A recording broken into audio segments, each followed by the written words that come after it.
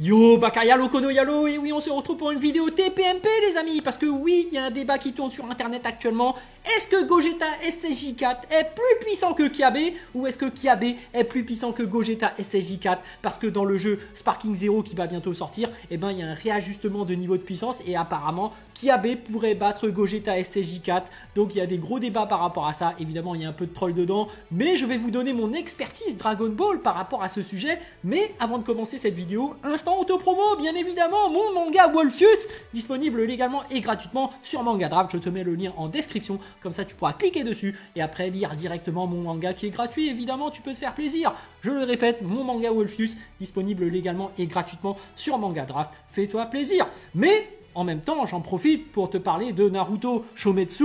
La playlist est en description, comme ça tu pourras t'enchaîner tous les chapitres de Naruto Shometsu pour découvrir un nouveau manga et également Dragon Ball Kakumei, puisque là on va troller évidemment, on sait très bien la réponse, mais voilà, je vous donne mon expertise par rapport à qui est le plus puissant entre Gogeta SSJ4 et Kiabe, et je vous dis que le plus puissant c'est tout simplement Kiabe, forme de base évidemment, parce qu'on ne se doute pas de sa véritable puissance.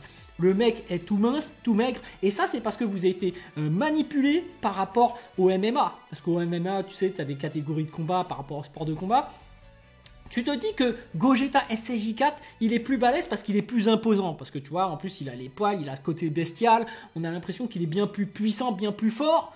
Mais en fait, il ne faut pas sous-estimer son adversaire. Et c'est ça le problème de Gogeta SSJ4. C'est que souvent, il est bras croisés comme ça et il se laisse taper parce qu'il a ce sentiment d'invincibilité. Mais dans Dragon Ball Super, on a vu que des mecs aussi puissants que Goku SSJ Blue, eh ben, ils peuvent se faire one-shot, oui je dis bien one-shot, par un mec qui s'appelle Sorbet. Sorbet qui est le soldat de Freezer, on se rappelle lors du film de Fukatsu no F, il est arrivé, il a mis un coup de gun et Goku était direct KO. Et en fait c'est ça qui fait que Gogeta SSJ4 peut perdre contre Kiabe. Parce que le mec est arrogant, ça provient tout simplement de Goku. Oui, bien évidemment ce n'est pas le côté arrogant de Vegeta parce qu'en fait Goku est plus arrogant que Vegeta.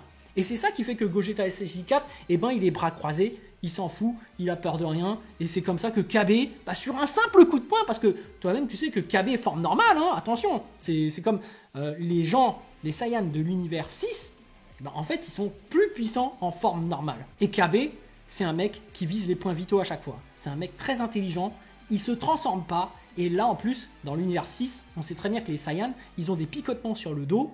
Et ça fait que ces picotements dans le dos font qu'ils se transforment et évoluent plus vite en niveau de puissance. Ce qui fait que Kiabe, en fait, est bien plus puissant que Gogeta SSJ4. Qui n'est pas canon d'ailleurs, mais ça, c'est pas grave. On va considérer que Gogeta SSJ4, allez, il est au niveau de Vegeta et Ultra Ego fusionné avec Goku Ultra Instinct. Comme ça, on va mettre toutes les puissances au maximum. Ça, c'est Gogeta SSJ4. Et ben ça ne suffit pas pour battre Kiabe. Et d'ailleurs, j'ai demandé à un expert de niveau de puissance, parce que non seulement moi je suis un expert, mais je connais également un autre expert du milieu, un véritable expert, qui est consulté directement par la Shueisha. Il s'agit de Ryo Sensei, parce que c'est lui qui dit à Oda s'il peut publier ou pas son chapitre dans le Jump, parce qu'il faut respecter les niveaux de puissance. Et on sait très bien que grâce à lui, bah, les amiraux sont en dessous des niveaux Yonko pour la cohérence de puissance. Donc, c'est vraiment lui qui est un expert de niveau de puissance et du coup je suis allé directement le consulter pour savoir qui est le plus puissant entre Gogeta SSJ4 et Kiabe. Et il m'a donné la réponse, évidemment. Non, je rigole. Allez les amis, vidéo troll, j'espère que ça vous a plu. Sur ce, je vous dis donc à plus dans le bus ou plutôt à plus tard dans le car ou plutôt à bientôt dans le bateau.